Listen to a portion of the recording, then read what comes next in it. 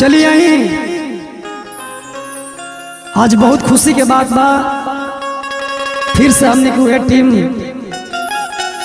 और फिर से वही जगह माँ तारा चंडी रिकॉर्डिंग स्टूडियो में फिर से प्रयास करते नहीं जा बिट्टू भैया के माध्यम से। और हमारे तबला पसंद करता नहीं मेघनाथ चाचा, बेंजू पसंद कर भैया।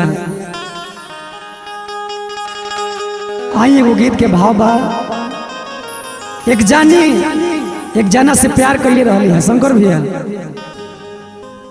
जब वो लड़किया के शादी सेट होता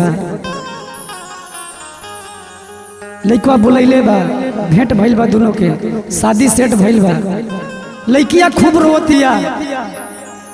लड़कवा कहता करे पगली कहे रोता है, रो मत, अब रोला में कुछ बा ना, ये तो दुनिया की रीत है, एक बार सबके अपना ससुर जाए के बाद। लड़कवा कहता कैसे, और की रोवाला से किस्मत ना अरे बदल जाई हो,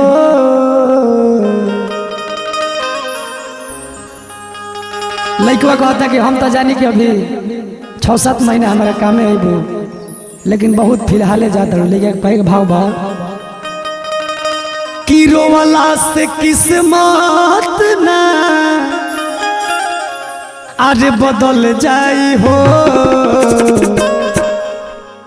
अरे तो मत रो बजा जा, अरे चल जाई हो। की रोवाला से किस्मत ना,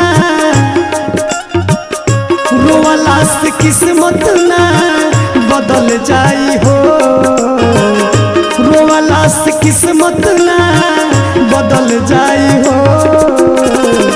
मत रो जान जान चल जाई हो, मत रो जान जान चल जाई हो। क्या बात है, क्या बात है।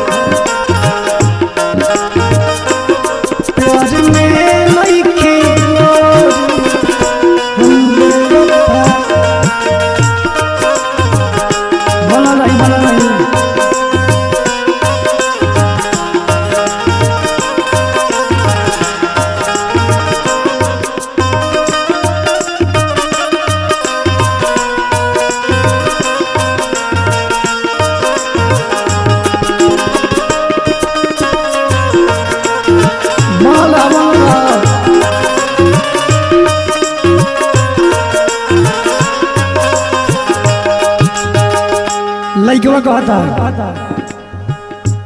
शंकर भैया,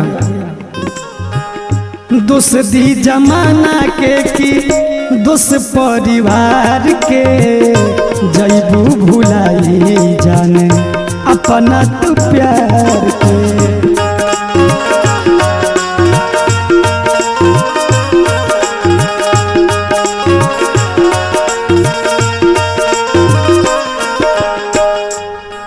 लड़का कहता कि अब जवन लिखल रहता उन्हें होके, आ तारा रोला में कुछ बा ना। कैसे कहता, दोष दी जमाना के की दोष परिवार के, जैबू भुलाई जाने अपना तू प्यार के।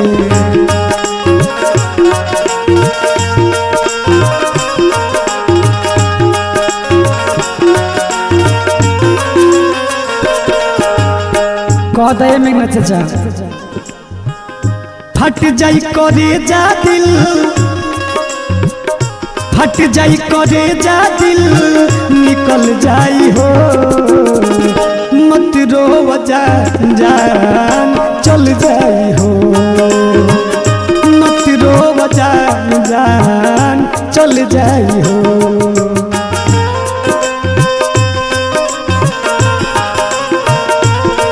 क्या बात है, क्या बात है शंकर भैया।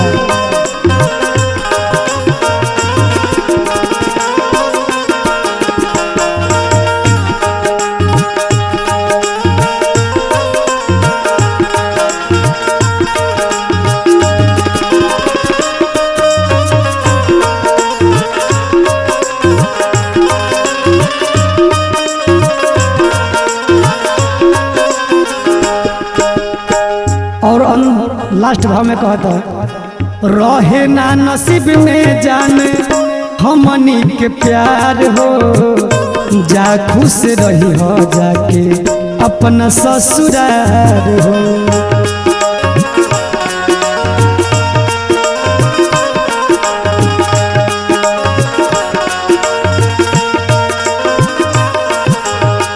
कहता कि जा हम तो सोचे कि नसीब में हमारे बारू लेकिन कहता कैसे रहे ना नसीब में जाने हमनी के प्यार हो जा खुश रही हो जाके अपना ससुरार हो।